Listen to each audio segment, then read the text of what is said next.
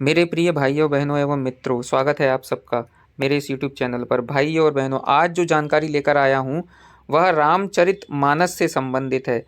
आप इसके बारे में जानिए कि क्या हुआ जब गोस्वामी तुलसीदास जी ने रामचरितमानस को लिखा, और रामचरितमानस को लिखने के बाद क्या क्या हुआ। यह सारी जानकारियाँ मैं आपको विस्तार से देने जा रहा हूँ।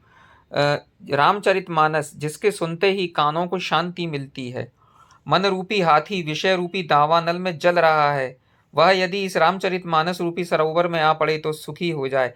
तो मित्रों, त्रेता युग में आदि कवि हुए वाल्मीकि और आदि काव्य हुआ उनके द्वारा रचित रामायण। परंतु संस्कृत भाषा में होने के कारण यह महाकाव्य जन जन तक नहीं पहुंच सका। भगवान कृपा से कलयुग में वाल्मीकि जी गोस्वामी तुलसीदास जी के रूप में प्रकट हुए, जिन्होंने सरल व सरस हिंदी अवधि मिश्रित भाषा में रामचरितमानस की रचना की। तो मित्रों, गोस्वामी तुलसीदास जी द्वारा रचित रामचरितमानस कोई साधारण ग्रंथ, उपन्यास या किताब नहीं है, वरन श्री रामचरितमानस का प्रत्येक दोहा, प्रत्येक सोरठा, प्रत्येक श्लोक, प्रत्येक छंद, प्रत्येक शब्द साक्षात वेद के समान है।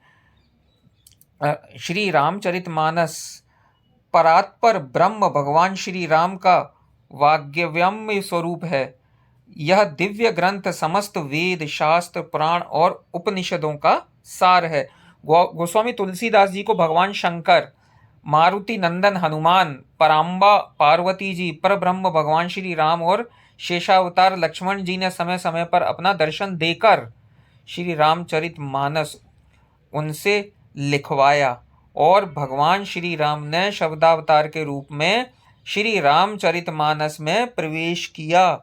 इसलिए यह मनुष्य को सच्ची चेतना देने वाला और पग पग पर पथ प्रदर्शन करने वाला लोक मंगल ग्रंथ माना गया है। मित्रों, इतनी बड़ी बात है इस रामचरितमानस में। मित्रों, हनुमान जी की कृपा से तुलसीदास जी को श्री राम के दर्शन हुए। भगवान राम लक्ष्मण उन्हें दर्शन देने के लिए घोड़ों पर सवार होकर राजकुमार के वेश में आए, परंतु तुलसीदास जी उन्हें पहचान नहीं पाए। दूसरी बार संवत 1607 माने 1607 मौनी अमावस्या का दिन था। मौनी अमावस्या थी, उस दिन बुधवार का दिन था। सुबह का प्रातःकाल समय था। गोस्वामी तुलसीदास जी चित्रकूट के राम घाट पर पूजा के लिए चंदन घिस रहे थे। तब भगवान राम और लक्ष्मण ने आकर उन्हें तिलक लगाने के लिए कहा। अब हनुमान जी ने सोचा कि यदि भगवान को श्री रामचंद्र जी व लक्ष्मण जी को यह पहचान नहीं पाए तो क्या होगा। इसलिए उन्होंने तोते का रूप धरकर एक दोहा पढ़ा। क्या कि चित्रकूट के घाट पर भई संतन की भीड़, तुलसीदास चंदन घिसें, तिलक करें रघुवीर। भगवान श्री राम की अद्भुत छवि देखकर तुलसीदास जी अपनी सुध बुध भूल गए। तब भगवान श्री राम ने अपने हाथ से चंदन लेकर अपने व तुलसीदास जी के तिलक किया और अंतर्ध्यान हो गए। तुलसीदास जी सारा दिन बेसुध पड़े रहे। तब रात्रि में आकर हनुमान जी ने उन्हें जगाया और उनकी दशा सामान्य की। संवत 1616 माने 1616 में कामदगिरी में सूरदास जी तुलसीदास जी से मिलने आए और अपना ग्रंथ सूर सागर उन्हें दिखाया और 2 पद गाकर सुनाए। तुलसीदास जी ने सूर सागर को हृदय से लगा लिया। इसके बाद वे काशी में प्रहलाद घाट पर ब्राह्मण के घर पर रहने गए। वहां उनकी कविवत्य शक्ति जागृत हुई और वह संस्कृत में रचना करने लगे। लेकिन आश्चर्य यह था कि दिन में वे जितनी रचना करते, रात में सब की सब गायब हो जाती। यह घटना रोज होती। तुलसीदास जी को समझ नहीं आ रहा था कि मुझे क्या करना चाहिए। 8वें दिन तुलसीदास जी को स्वप्न में भगवान शंकर ने कहा कि तुम अपनी भाषा में काव्य रचना करो। तुलसीदास जी उठकर बैठ गए। उनके हृदय में स्वप्न की आवाज गूंजने लगी। उसी समय भगवान शंकर और माता पार्वती दोनों ही उनके सामने प्रकट हुए और बोले, तुम जाकर अयोध्या में रहो और वहीं अपनी मातृभाषा में काव्य की रचना करो। संस्कृत के पचड़े में मत पड़ो। जिससे सबका कल्याण हो वही करना चाहिए। मेरे आशीर्वाद से तुम्हारी कविता सामवेद के समान सफल होगी। यह कहकर भगवान शंकर और पार्वती अंतर्ध्यान हो गए। अब क्या हुआ मित्रों, अब आप सुनिएगा खास बात कि तुलसीदास जी अपने सौभाग्य की प्रशंसा करते हुए अयोध्या में आकर रहने लगे। वे केवल एक बार दूध पीकर रहते थे। संवत 1631 में यानी 1631 में चैत्र शुक्ल राम नवमी के दिन वही योग बने जो त्रेता युग में राम जन्म के दिन में बने थे। यानी राम भगवान का जब जन्म हुआ था उस वक्त जो योग बने थे वही बने। प्रातः काल हनुमान जी ने प्रकट होकर तुलसीदास जी का अभिषेक किया।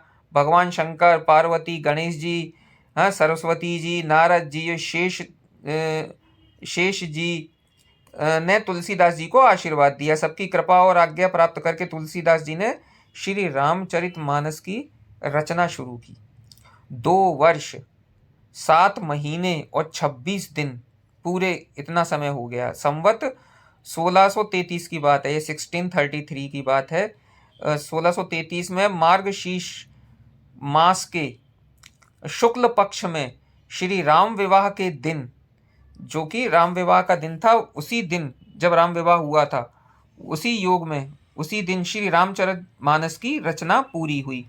इस ग्रंथ में बाल कांड, अयोध्या कांड, अरण्य कांड, किष्किंधा कांड, सुंदर कांड, लंका कांड तथा उत्तर कांड के रूप में 7 कांड हैं। गागर में सागर की तरह इन 7 कांडों में श्री राम के चरित्र का वर्णन है।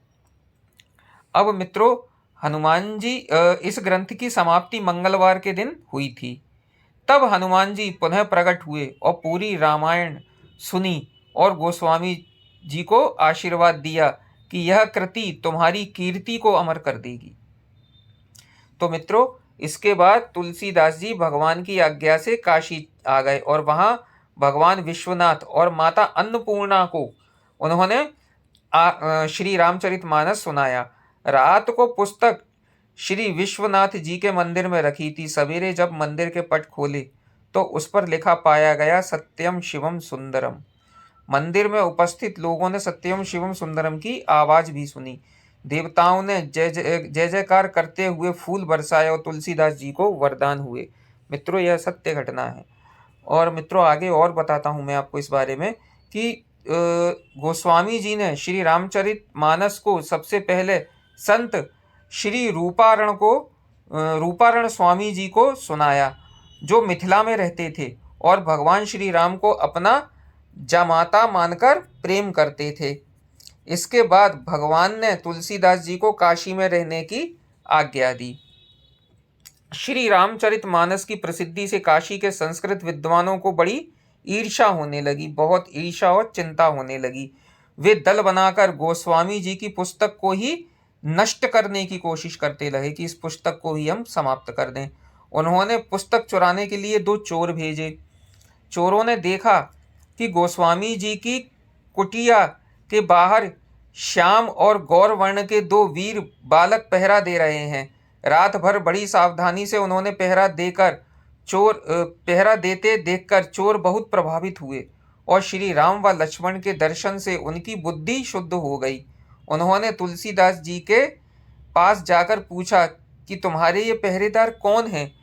तुलसीदास जी ने गद्य कंठ से कहा कि तुम लोग धन्य हो जो तुम्हें भगवान के दर्शन प्राप्त हुए। गोस्वामी जी समझ गए कि मेरे कारण प्रभु को कष्ट उठाना पड़ता है, इसलिए उनके पास जो कुछ भी था वह सब लुटा दिया।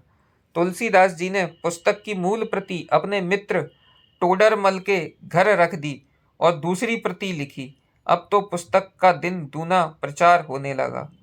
ईर्ष्यालु पंडितों ने वटेश्वर मिश्र नामक तांत्रिक को तुलसीदास जी का अनिष्ट करने के लिए कहा। तांत्रिक ने मारण मोहन प्रयोग के लिए भैरव को भेजा। हनुमान जी को तुलसीदास जी की रक्षा करते देख भैरव भयभीत होकर लौट आया और मारण प्रयोग तांत्रिक पर ही उल्टा पड़ गया। आखिर में पंडितों ने मधुसूदन सरस्वती जी की शरण ली और कहा कि भगवान शिव ने तुलसीदास की पुस्तक सही तो कर दी, परंतु यह किस श्रेणी की पुस्तक है यह बात नहीं बतलाई। मधुसूदन सरस्वती ने जब पुस्तक पढ़ी तो उस पर अपनी राय लिखी। तो मित्रों इसके आगे और मैं बताता हूँ आपको कि जो श्री रामचरितमानस है वो मंत्रमय है। मंत्रमय किस प्रकार है इस बारे में अब मैं आपको बताता हूँ मित्रों। बहुत रोचक जानकारी है ये रामचरितमानस के बारे में जो आपको कहीं नहीं मिलेगी। एक बार सूरदास जी ने किसी से पूछा कि कविता सबसे उत्तम किसकी है। उस पर उन्होंने कहा मेरी। फिर उनसे पूछा गया कि गोस्वामी तुलसीदास जी की कविता में को आप कैसी समझते हैं। इस पर सूरदास जी ने कहा वह कविता नहीं है, मंत्र है, मंत्र। श्री रामचरितमानस की चौपाइयाँ और दोहे और मंत्र की तरह जपने पर महान फल देते हैं। बस मनुष्य को श्रद्धा विश्वास से रामचरितमानस का पाठ करना चाहिए। और रामचरितमानस जो है वह तरन तारन ग्रंथ है। श्री रामचरितमानस भारत के हर घर में बड़े आदर के साथ पढ़ी जाने वाली पुस्तक है। और यह पढ़ाई के साथ साथ पूजी भी जाती है। इसने कितने बिगड़ों को सुधारा है, कितने मोक्ष के अभिलाषियों को मोक्ष की प्राप्ति कराई है।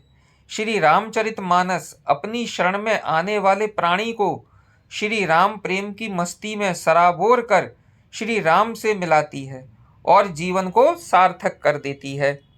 रामचरितमानस से बढ़कर मानव के लिए कोई नीति ग्रंथ नहीं हो सकता।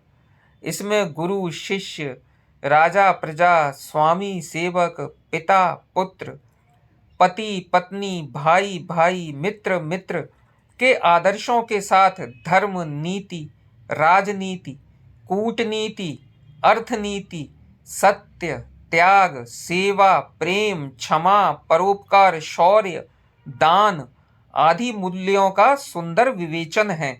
लोक व्यवहार की सारी बातें हमें इसमें मिल जाती हैं। इसलिए भगवान शंकर द्वारा इस पर लिखे गए सत्यम शिवम सुंदरम की कसौटी पर यह खरा उतरता है। तो मित्रों मेरे द्वारा यह रामचरितमानस के बारे में जो छोटी सी जानकारी देने की कोशिश की गई है वह आपको कैसी लगी मित्रों कमेंट करके ज़रूर बताइएगा। बहुत अद्भुत, बहुत हम हिंदुओं का सबसे अच्छा महाग्रंथ है ये रामचरितमानस। तो मित्रों यदि आप मेरे चैनल पर नए हैं तो कृपया चैनल को सब्सक्राइब ज़रूर कर दीजिएगा जिससे ऐसी नई नई जानकारियाँ मैं आपके पास तक पहुँचा सकूँ। तो मित्रों ऐसी ही एक और जानकारी में मिलते हैं आपके साथ। तब तक के लिए मुझे आज्ञा दीजिए। जय श्री राम मित्रों, जय जय श्री राम।